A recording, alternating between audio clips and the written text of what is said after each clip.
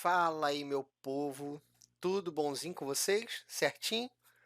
Então, espero que sim. Vamos começar hoje essa novo passo aí da jornada da história de Jesus. Hoje nós vamos falar de Mateus e João. Vamos entender por que Mateus foi o primeiro livro. Eu estou aqui, né, dentro da minha colheitadeira. A gente vai fazer uma colheita hoje aqui na minha fazenda, enquanto a gente está conversando. E nós vamos entender por que Mateus foi o primeiro livro do Novo Testamento, né? Por que ele começou a história de Jesus, né? Não foram 4 pessoas? Por que foi ele começou, né? Vamos entender hoje. Deixa eu afastar um pouquinho aqui para poder ver o retrovisor ali. O retrovisor não ajuda muito, né? Mas tá bom, tá bonzinho. Vamos lá, eu tenho que vir aqui. E vamos falar de João, que era primo de Jesus. É só isso, João era, né? Primo de Jesus, era o primo lá, o grande querido e amado de Jesus, né? Então nós vamos falar dessa pessoa importantíssima na vida de Jesus. E aí a gente vai falar hoje de Mateus, que por sinal, né, é o nome do meu filhote, Mateuzinho, meu filho querido, um dos meus filhos queridos, né? Os dois são queridos, mas o Mateus é um deles, né? E para a gente poder conversar aqui com mais tranquilidade, eu vou botar um empregado aqui para fazer essa colheita. Vou só auxiliar ele na hora de descarregar a colheitadeira, né? Mas ele vai fazer aqui essa colheita aqui para mim. Então vamos lá.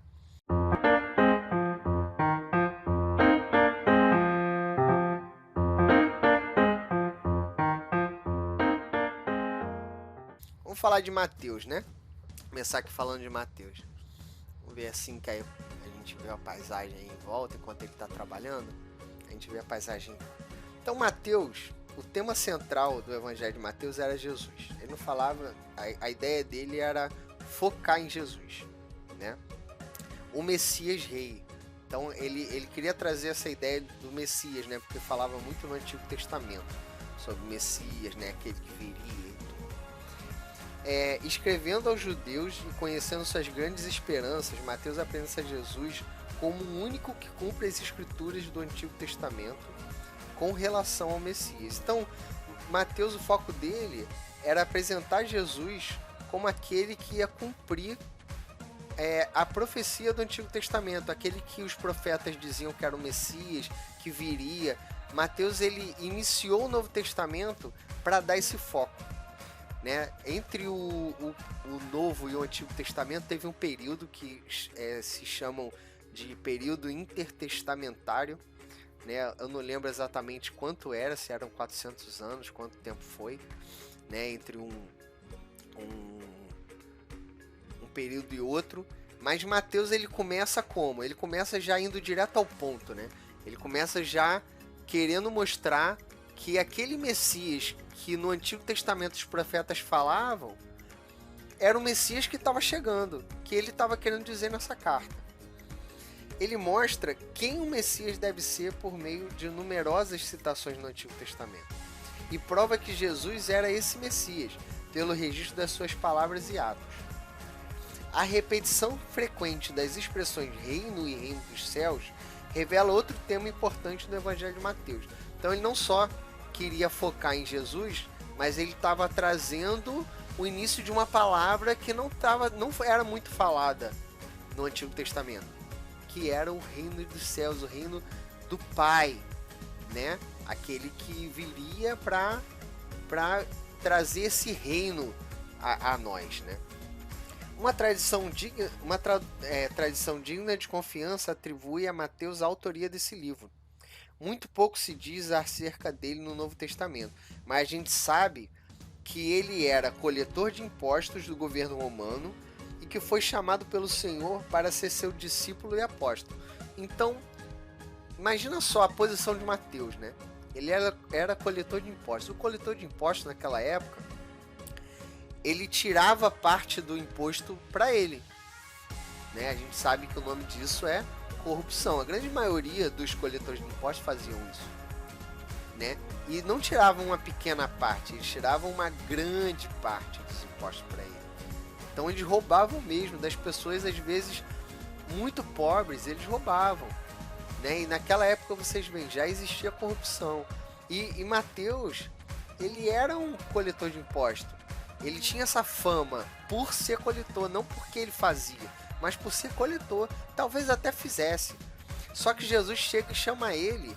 Quando Jesus chama ele, é uma virada de chave na vida dele. E ele não só foi discípulo de Jesus, como ele foi apóstolo. Ele andou com Jesus, né? Para toda a humanidade em geral, né? Mateus escreveu a carta dele. E principalmente para os judeus. Ele fala para todo mundo, mas a ideia dele é focar nos judeus, que era aquele povo escolhido, aquele povo que tinha primazia, né? Era o primeiro povo que Jesus ia falar sobre esse reino, sobre esse pai, né? A intenção de dirigir-se primeiramente aos judeus encontra-se em várias passagens, né? Tem as inúmeras citações no Antigo Testamento, né? E as primeiras palavras do livro fala da genealogia de Jesus Cristo, filho de Davi, filho de Abraão. Então a gente tem aí já iniciando com essa percepção de Mateus. E passando de Mateus, agora nós vamos para João, né? João, que era primo de Jesus. Qual seria a percepção de Jesus aos olhos de João? Então vamos lá, vamos entender um pouco, né, de como João via Jesus. Antes disso, nós vamos pegar lá o nosso outro trator, a carreta, porque já a nossa colheitadeira vai precisar descarregar. E eu preciso aqui, tá aqui, esse aqui, serve esse aqui. Vamos ligar ele. Vou dar uma ré aqui, né? Que eu tô aqui. Deixa eu olhar para trás aqui. Vamos lá. Vamos aqui, dá uma ré. Cadê a carreta? Nem sei onde está a carreta. Deixa eu virar para cá. E aqui a gente vai seguir lá para a carreta. A colheitadeira tá ali. Acho que a carreta tá para cá. A carretinha tá ali. Tá ali na pontinha. Vou pegar ela aqui na ponta para continuar falando de João. Deixa eu só ajeitar isso aqui. Vamos lá. Fazer a manobra aqui. Pegar a carretinha aqui, deixar tudo certo. Ó, engatar. Tá engatada. E aqui a gente vai seguir lá para a colheitadeira. Então, para quem João escreve essa carta? A gente já viu que Mateus escreve para os judeus, Marcos escreve para os gregos, Lucas escreve a Teófilo, mas querendo atingir o povo romano. E para quem que João escreve essa carta? Para todo mundo. Ele não foi como Marcos, Lucas e João. Marcos, Lucas e Mateus. Ele foi falar para todo mundo. 2000 anos depois. Ele queria contar essa história para todo mundo, né? João estava escrevendo para todos. Tipo hoje em dia os youtubers, né, que falam para todo mundo. Mandar um Twitter, quando tu bota lá no Facebook, né? Aquele sem filtro, né? Você manda para todo mundo, não importa quem tá lendo. Era isso que João tava fazendo. Ele queria mandar para geral. Ele não tava preocupado quem ele tava atingindo com a carta dele. Ele queria que todo mundo soubesse as boas novas. Então, João era discípulo de Jesus. Ele foi um dos discípulos de Jesus. E ele tinha credibilidade naquilo que ele escrevia. Ele quer mostrar que Jesus não é apenas mais um Deus como os gregos viam, mas ele era o Deus único e poderoso. Então João, ele não queria mostrar, chegar e falar meias palavras como os outros viam mais um Deus, né? Como eu falei que os romanos tinham muitos deuses, os judeus também tinham. Então ele não queria que tivesse rodeios ao falar de Jesus. Ele só queria que todo mundo soubesse que ele era o único filho do Deus único e poderoso. Claramente, João fala de Jesus, uma pessoa que ele conheceu e amou, mas principalmente o criador do universo. Não tipo a Marvel, né? Aquele universo da Marvel lá, que tem super-heróis e tal, né? Que tem até aquela imagem bonitinha que Jesus ensinando aos Vingadores aí como que ele ia salvar o mundo, né? Até porque Vingador não é muito o estilo de Jesus, né? Jesus não veio como Vingador, mas enfim. Então ele era o herói que sozinho ele ia salvar toda a humanidade. Esse era o herói que Deus mandou e que era quem a gente precisava, né? Era ele. Então, João ele veio nesse intuito, ele veio com esse objetivo. João começa a carta se referindo a Jesus como o verbo. Mas por que o verbo? Vocês já pararam para pensar? Por que João começa falando de Jesus como verbo? O verbo naquela época era um termo usado por teólogos e filósofos de várias maneiras diferentes. E João queria alcançar a todos. Vocês lembram que eu falei? Então vamos lá, vamos entender. No hebraico, o verbo era um agente da criação, a fonte da mensagem de Deus para o seu povo, através dos profetas. Então o hebraico era a linguagem do povo judeu. Na filosofia, que era lá naquela época na região da Grécia, dos gregos ali, o verbo era o princípio da razão que governava o mundo. Olha que interessante. Ou o pensamento ainda na mente. Olha só, e para os hebreus, o verbo era uma das expressões que se referiam a Deus. Então, João ele já chega falando de verbo, atingindo todo mundo, né? Colocando aquela pulga atrás da orelha da galera. Para os judeus, dizer que Jesus era Deus era uma mentira daquelas que você pode ir preso, aquela mentira cabeluda, né? Como a nossa avó dizia. Para os gregos, isso seria inimaginável. Os gregos jamais poderiam pensar, né, em Jesus como Deus. E para João, era nada mais do que as boas novas, a novidade de Jesus Cristo.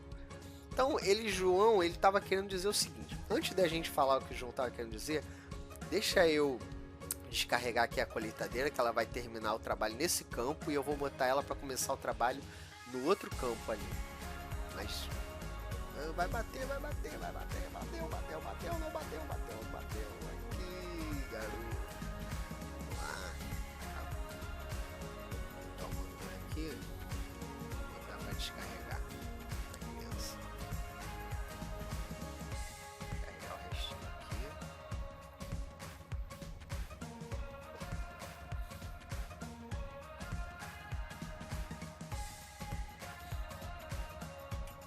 Recolher aqui a barra de corte. Opa, tá buscando aqui, ó. Pra cá. Fazer a curva. Que a bicha é grande, a colheitadeira é enorme. Vou chamar o empregado lá para ele vir colher aqui esse restante aqui. Vai lá, meu filho. Olha aí. Vai ver. Isso aqui é soja. Isso aí. Vamos lá. Vamos voltar aqui. Deixa eu sair aqui da colheitadeira. Deixa ele voltar lá pro meu caminhãozinho. Eu vou despejar lá o que eu colhi de trigo lá no silo. Para depois vir colher colher não, né? Buscar a soja. Tá aqui. Deixa eu ligar aqui, fazer uma manobra aqui.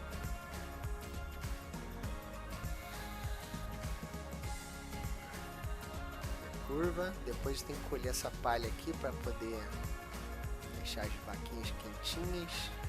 Não tenho vaca ainda, mas já tem que pensar nas bichinhas, né?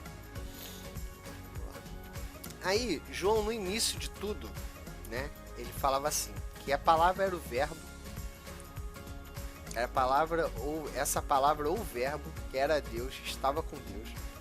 Tudo que foi feito por ele, por meio dessa palavra, tipo que Deus falava e Jesus já sabia o que devia ser feito e acontecia como tinha dito.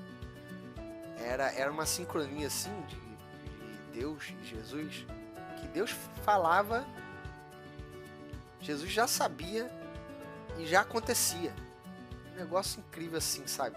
Não sei se vocês viram no nado sincronizado nas Olimpíadas, as meninas lá do nado sincronizado. Eu acho lindo, né? Adoro a Olimpíada, diga-se por passagem, acabou agora as Olimpíadas, né? Mas o nado sincronizado, elas fazem tudo igualzinho, sabe? Uma faz, elas nem pensam. Uma faz, a outra faz exatamente igual, sabe?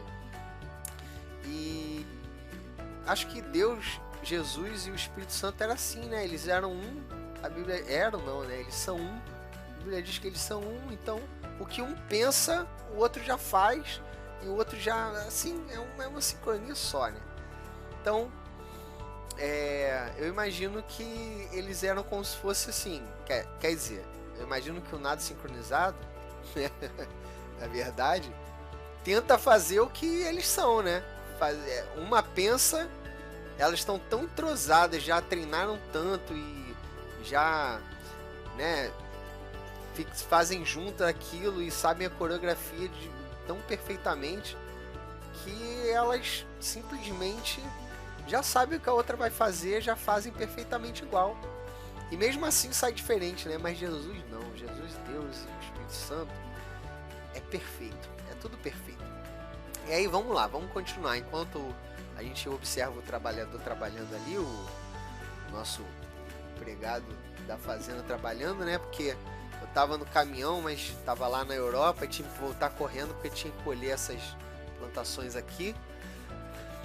E aí tem que cuidar da fazenda, cuidar dos vários negócios da família, né? Então é isso aí. Então vamos voltar aqui para Jesus, para a vida de Jesus. João diz que a vida estava nele e que nada poderia se esconder dele. Imagina você, antes de tirar aquela foto que você quer postar no Facebook, no Instagram, né? Seja onde for, antes de você postar, Jesus já sabe aonde, como, quando, como vai estar a iluminação, qual é tudo que você está pensando para poder postar aquilo. Quando você acorda de manhã, Jesus já sabe o que você vai fazer, o que você vai colocar no Twitter, né? Qual vídeo você vai ver no YouTube. Jesus já sabe tudo. Então era tipo isso. E aí João fala assim, que diante dessa luz, que era Jesus, né? Não existe forma de trevas ou ocultação. Tudo é revelado. E não só fisicamente, mas também no mais íntimo dos sentimentos. É isso que João estava querendo dizer. Lá no teu coração, aquilo que você mesmo quer esconder, sabe? Aquele que tá lá, oculto, lá no cantinho lá. Jesus sabe que ele tá lá. Ele conhece. Não tem nada que seja oculto, que diante da luz de Jesus não seja revelado. É isso que João está dizendo. Daí João aparece para divulgar esse acontecimento, para sair colocando em tudo que é canto. Não tem mais jornal, né? Muito mais efetivo do que jornal hoje em dia são as redes sociais. Então João é como se estivesse colocando em tudo que é canto, para querer dizer o quê? Que aquele que estava chegando, ele sim era o cara. Não tinha essa de Roberto Carlos falar que o cara era ele. Esse cara sou eu. Não tinha nada disso de o cara sou eu, não. O cara era Jesus. Que ele sim era o cara que mandava 500 FPS no 1.3 de primeira geração e rodava a 16K de resolução. Imagina isso. Oh my God! 500 FPS no 1.3 de primeira geração e rodando a 16K de resolução. Tu acha impossível? Mas para Jesus era possível. Ele era o cara que fazia isso acontecer. Jesus era assim, tudo que você pode imaginar hoje, Jesus era muito melhor. Então, João estava querendo trazer esse Jesus, estava querendo trazer essa característica de Jesus, que ele era diferente, ele não era igual a outros deuses, outros que eram prometidos por aí. Ele era quem iria trazer Deus revelado. E aí João fala que ele é quem traria essa luz, que olharia para você em um instante e saberia o que você iria postar naquele dia, só de olhar. Ele estava nesse mundo, mas as pessoas não o conheceram. Isso, eu fico constrangido quando eu leio isso. Porque imagina, Jesus estava nesse mundo e as pessoas não o conheceram. Se eu soubesse que Jesus estava por aqui, eu ia correndo atrás dele para conhecer. Por isso precisaria de tipo um porta-voz do céu. E esse porta-voz seria exatamente quem? O primo dele, João. Né? Precisava de um porta-voz para introduzir que Jesus, esse homem, estava chegando, trazendo o reino de Deus para nós. Só que ele não só veio para todos que queriam receber, mas ele deu direito para serem chamados filhos de Deus. Você imagina isso? Não, para um minuto para imaginar isso. Ele não veio só para aqueles que queriam receber, não. Não chegou só para você que quer receber ele, não. Além disso, ele ainda traz um bônus. Você ia ter o direito de receber. E com esse direito, né? Com essa oportunidade de você receber a Jesus, ele ia falar assim: você também tem o direito de ser chamado filho de Deus, meu irmão. Meu irmão, maninho. Imagina, Jesus te chamando de irmão.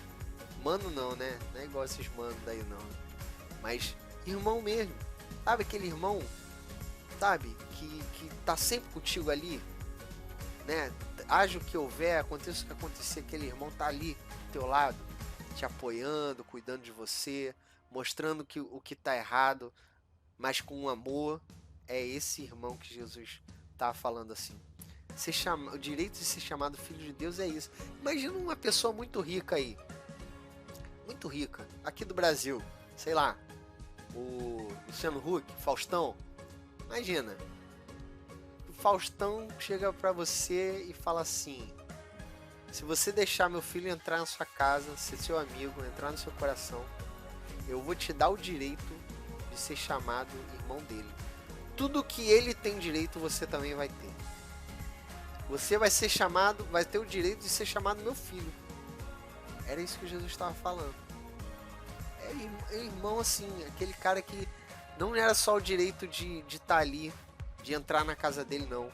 Toda a herança, tudo que o pai tinha conquistado até esse momento, Jesus ia ter. Tinha o direito por ser filho, e você, que é chamado irmão, né? Ia ter esse direito também. Olha que legal. Olha que legal! E aí João diz para todo mundo: ele é o cara que eu venho falando, ele mesmo, aquele que vocês irão querer conhecer muito mais do que qualquer cantor ou pastor por aí. Diz que Moisés trouxe apenas o peso da lei, mas o ungido trouxe a alegria e o perdão, e era Jesus que mostraria Deus ao mundo, porque nunca ninguém viu Deus, nem mesmo a rainha, né? Imagina a rainha que tá aí, né? Que mostra aí que ela tem que ela viveu toda a vida de tudo, né? Todas as histórias ela conheceu. Imagina uma conversa dos dois, né? Jesus e a rainha. Seria interessante, né? Então é isso, gente. Hoje eu apresentei Mateus e João, e no último vídeo eu apresentei Marcos e Lucas. E eu espero que vocês, né, tenham aprendido bastante aí dessa introdução. E a partir do próximo vídeo nós vamos começar efetivamente a essa história aí linda, que é a história de Jesus. Vamos começar a falar do nascimento dele, de Maria e José, como é que foi, né, esse anjo que apareceu, né, sobre Marta também, que é a mãe de João, que é irmã de Maria, né, como que elas se encontraram, como que elas ficaram sabendo que estavam grávidas.